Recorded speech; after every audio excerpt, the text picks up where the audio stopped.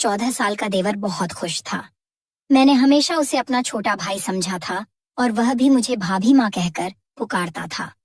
मेरे पति की मृत्यु के कुछ दिन बाद मुझे अकेले सोने में डर लगता था, इसलिए मैं अपने देवर को अपने साथ बिस्तर पर सुलाने लगी। सर्दियों की रातें थीं और एक ही बिस्तर में अपने देवर के साथ सोना मुझे बहुत अजीब सा लगता था। मेरा देवर मुझसे काफी छोटा था, लेकिन 14 साल की उम्र में भी वह 20 साल के जवान लड़के जैसा लगता था।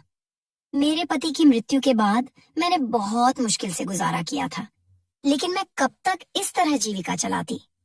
उस रात मैंने सोचा कि एक बार अपने देवर को आजमा कर देखती हूँ। आधी रात को मैंने उसे हिलाकर देखा। वह गहरी नींद में था, लेकिन जैसे ही मैंने उसे छुआ, मेरी आंखें हैरत से फटी की फटी रह गईं। मेरे पति की मृत्यु को अब भी 2 दिन ही हुए थे। मेरे घर में मेरे सास ससुर और नंदें भी नहीं थीं। मेरे पति का इस दुनिया में अपने छोटे भाई के अलावा और कोई नहीं था। रोहन की उम्र 14 साल थी। वह मुझसे छोटा था। मैंने उसे कभी छोटे भाई से ज्यादा कुछ नहीं समझा। जब मेरी शादी हुई थी, तब वह मेरी शादी के दिन बहुत खुश था। वह कहता था कि उसे नई माँ मिल गई है, लेकिन मेरी माँ मुझे हमेशा समझाती थी, बेटी, तुम्हारा देवर तुम्हारा बेटा नहीं है, इससे दूरी बनाए रखना। थोड़े समय बाद वह बड़ा हो जाएगा, फिर तुम्हें उससे पर्दा करना होगा। इसलिए अभी से उसे आदत डालो कि वह तुम्हारे कमरे में बिना अनुमति न आए। मैंने कई बार देखा है कि तुम्हारा देवर बिना वजह तुम्हारे कमरे में आता जाता है। बेटी, तुम्हें ऐसा नहीं करना चाहिए। तुम एक शादीशुदा लड़की हो। तुम्हें अपने पति और घर वालों की भी परवाह करनी चाहिए। मैं अपनी माँ की बात सुनती तो मुझे लगता कि वह रोहन के बारे में गलत सोचती हैं। इसलिए मैं उनकी बातों पर नाराज हो जाती थी।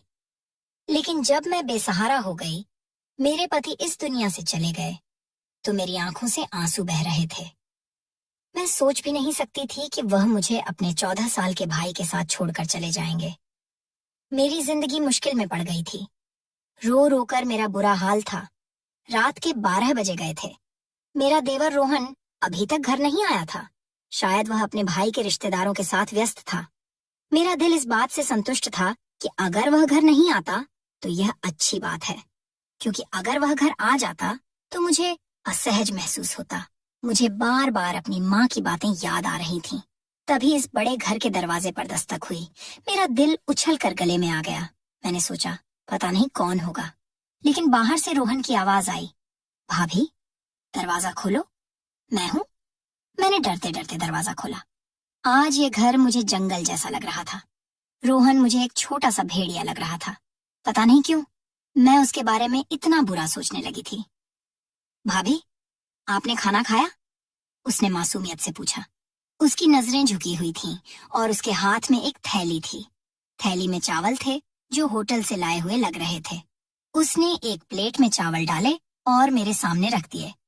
भाभी, मुझे खाना बनाना नहीं आता। मैं आपके लिए बाहर से खाना लाया हूँ। आप खा लीजिए, वरना आप भूखी मर जाएंगी। मैं अपने भाई के बाद अपनी माँ को नहीं खोना चाहता। रोहन की आंखों में भी आंसू थे। वह मुझे माँ कह रहा था, लेकिन मेरी माँ की बातें मेरे दिमाग से नहीं निकल रही थीं। भाभी, आपको चिंता करने की जरूरत नहीं है। मैं आपका सहारा बनूंगा। आप इस घर से कभी मत जाना। वह बहुत भावुक बातें कर रहा था, लेकिन मेरे मन में कई आशंकाएं घूम रही थीं। फिर उसने एक अजीब बात कही, भाभी, आप इस कमरे में सो जाइए। दूसरा कमरा तो छत के पास है। मुझे लगता है कि आपको छत वाले कमरे में नहीं रहना चाहिए। अब तो सबको पता है कि हमारे घर में भाई की मृत्यु हो गई है। कोई भी बुरी नीयत से हमारे घर आ सकता है। मैं हैरान थी कि रोहन इतनी छोटी उम्र में ऐसी बातें क्यों कर रहा है। क्या किसी ने उसे कुछ कहा था? लेकिन उसकी बातें मुझे ठीक लगीं। मैं उसके कमरे में चली गई। रोहन का कमरा दूसरी तरफ था, जबकि मैं और मेरे पति छत के पास वाले कमरे में रहते थे। मुझे बहुत अजीब लग रहा था।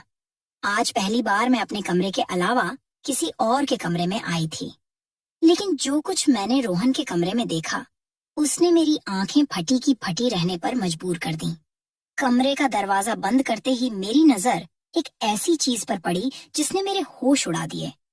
वैसे तो वह 14 साल का बच्चा ही लगता था, लेकिन मेरी माँ की बात सही थी। रोहन जो कुछ कह रहा था वह एक बड़ा और समझदार आदमी ही कह सकता था।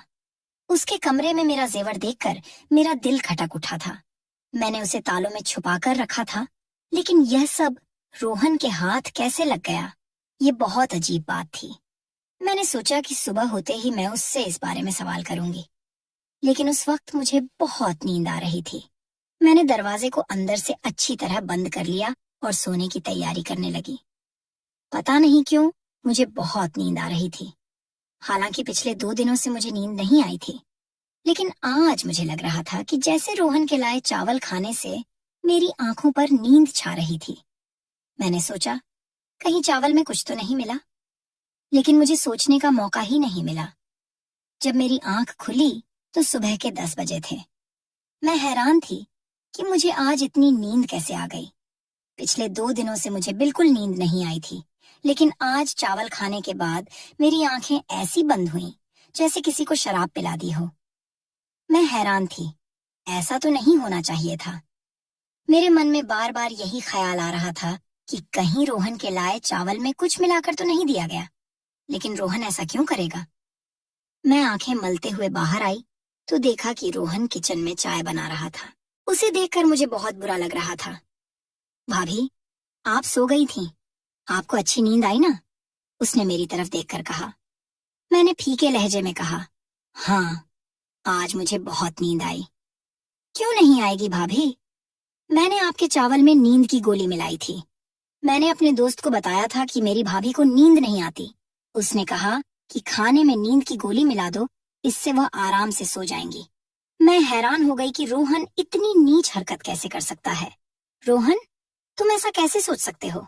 तुम अपनी भाभी को बेहोश करना चाहते थे? नहीं भाभी, मैं तो चाहता था कि आपको अच्छी नींद आए। अब आप तरोताजा लग रही हैं। लीजिए, चाय पीजिए। उसने चाय मेरे सामने रख दी। मैं शक में पड़ गई। तुमने इसमें भी कुछ मिलाया तो नहीं? नहीं भाभी, मैंने तो आपके सुकून के लिए गोली मिलाई थी। आप कहें तो मैं यह चाय आपके सामने पी लेता हूँ। चलिए, हम आधी आधी पी लेते हैं। उसने गिलास से चाय के घूंट लिए और मुझे दिखाया। मैं उस पर यकीन कर बैठी। मैंने कहा, ठीक है, मुझे माफ कर दो। मैं तुम्हारे बारे में शक करती हूँ। रोहन का चेहरा देखकर मुझे उसकी मासूमियत पर यकीन हो जाता था। उसके चेहरे पर वाकई बहुत मासूमियत थी। मैंने उस दिन उससे कुछ नहीं कहा। मैं जानना चाहती थी कि वह आगे क्या कहेगा, क्योंकि जो कुछ मैंने उसके कमरे में देखा था उसकी कोई माफी नहीं थी। थोड़ी देर बाद उसने खुद ही बात शुरू की। भाभी, मैं आपके जेवर बेचना चाहता हूँ। मेरा एक बहुत ईमानदार अंकल है। वह जेवर बेचकर हमें बहुत पैसे देंगे। हम उन पैसों से एक मकान खरीद लेंगे। इस किराए के मकान में हम कब तक रहेंगे? मकान मालिक परसों किराया लेने आ जाएगा। हमारे पास तो पैसे भी नहीं है। रोहन की बात सुनकर मैं हैरान रह गई। मैंने अभी तक ऐसा सोचा भी नहीं था। वह ऐसा कैसे सोच सकता था? मैंने कहा, रोहन, तुम्हें यह ख्याल कैसे आया कि हम नया घर खरीदें? भाभी, मुझे आगे शादी भी करनी है। हमें सारी जिंदगी एक साथ रहना है। हमारे पास अपना घर होना चाहिए। किराए के घर में इंसान सिर्फ जलील होता है। रोहन की बात ठीक थी, इसलिए मैंने जेवर के बारे में कुछ नहीं कहा। लेकिन मुझे डर था कि अगर जेवर बेचकर पैसे नहीं आए तो क्या होगा। मैं एक बेवा औरत थी और मेरा देवर 14 साल का था। ऐसे में कोई भी हमें आसानी से धोखा दे सकता था। मैंने सोचा कि इस बारे में अपने मायके वालों से सलाह लूं। मैंने उनसे कहा कि मैं जेवर बेचकर घर खरीदना चाहती हूँ, लेकिन उन्होंने कहा, घर खरीदने की जरूरत नहीं है। तुम अब बेवा हो चुकी हो, तुम्हें हमारे घर आना होगा। मैं उनके घर नहीं जा सकती थी।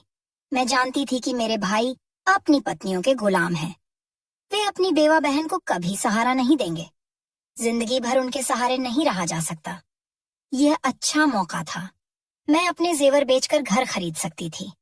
मेरे पति ने मेरे लिए बहुत सारा जेवर बनवाया था, लेकिन अपने भाइयों की नीयत देखकर मैंने जेवर बेचने का इरादा कर लिया। मैंने रोहन से कहा, तुम चाहो तो जेवर बेच दो। मैं अपने मायके वालों के रवैये से निराश हो चुकी थी। रोहन ने अपने उस अंकल को जेवर दे दिए। 2 दिन बाद उन्होंने हमें एक बहुत अच्छी जगह पर घर की चाबी और कागजात दे दिए।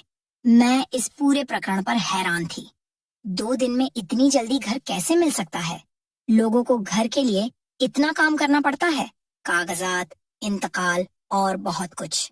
लेकिन जब रोहन ने कागजात मेरे हाथ में दिए तो मैं हैरान रह गई।